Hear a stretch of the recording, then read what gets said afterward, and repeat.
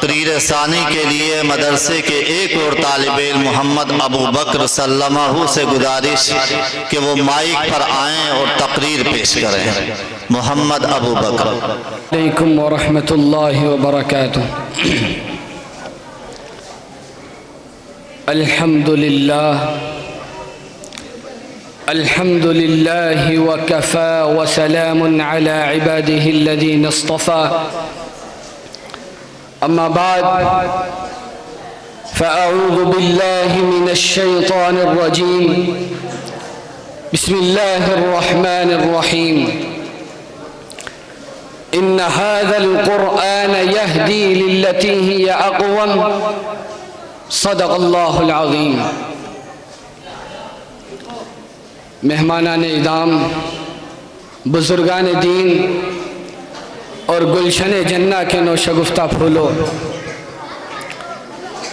آج کا یہ عظیم الشان جلسہ دستار فضیلت اپنے اندر ایک عظمت و وقار رکھتا ہے۔ اس کی ایک اہمیت ہے کہ آپ جیسی مقدس شخصیات اور باعظمت ہستیاں تشریف فرما ہیں۔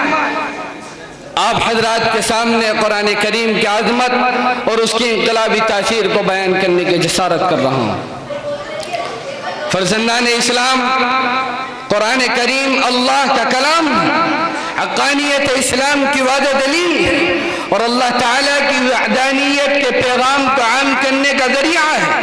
فارق بین الحق والباطل، ظلمت و جہالت، کفر و شرک، تمرد و سرکشی سے دور رکھنے کا آلہ ہے۔ ارشاد باری ہے ان هذا القرآن يهدي للتي هي اقوم، بے شک یہ قرآن ہدایت دیتا ہے راہ مستقیم کی اور خوشخبری سناتا ہے اجر عظیم کی ان لوگوں کو جو ایمان لائے، جنہوں نے نیک اعمال کیے، جنہوں نے قرآن کے حکم کو مانا، اس پر عمل کیا، قرآن کے ماتحت اپنی زندگی کو گزارا اور قرآنی احکام کے آئینے میں اپنی زندگی کو سجایا۔ تو قرآن کریم اس کی رہنمائی کرتا ہے، صداقت کی دعوت دیتا ہے اور سچائی کی جانب مائل کرتا ہے۔ قوم ملت کے پروانوں، قرآن ہی کی فضیلت ہے کہ جب تک قرآن نہ آیا تھا تو حضور محمد بن عبداللہ کے نام سے جانے جاتے تھے، لیکن جب قرآن آیا تو آپ کی ذات مبارک رسول اللہ صلی اللہ علیہ وسلم بن گئی۔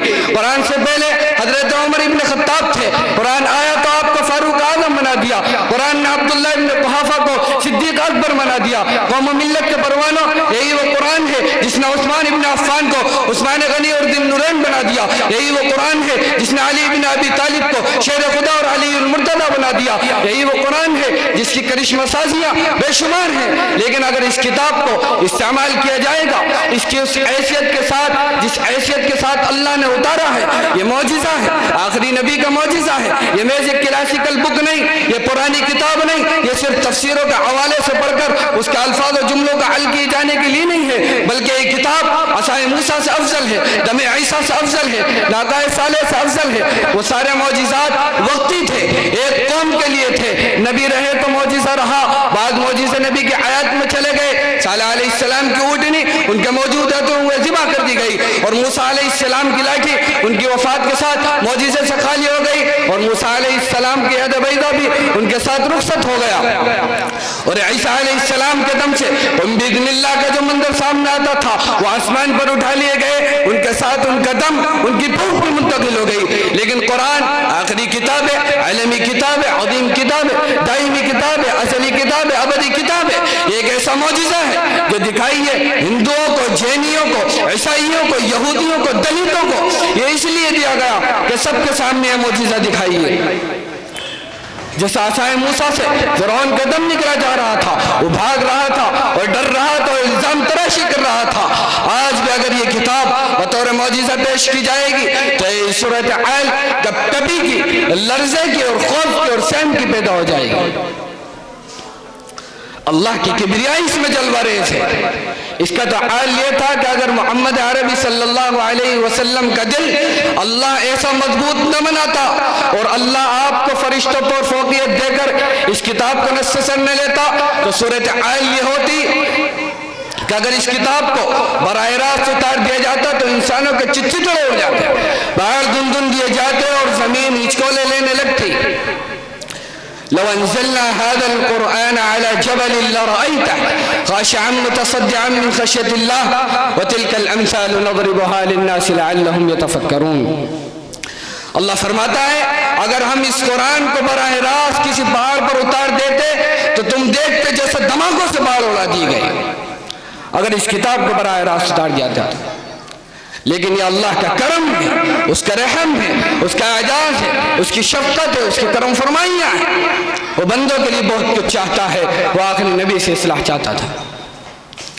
مادہ توحید کا متوالو، قرآن کریم کے فضائل تو بے شمار ہیں لیکن ان چند منٹوں کا اندر ان کا احاطہ نہیں کیا جا سکتا. تاہم قرآن کی عظمت و فضیلت کو سمجھنے کے لیے یہ معروضات بھی بہت کافی ہیں. دعا کریں اللہ رب العزت ہم سب کو قرآن کریم کی عظمت و فضیلت کو سمجھنے کی توفیق عطا فرمائے.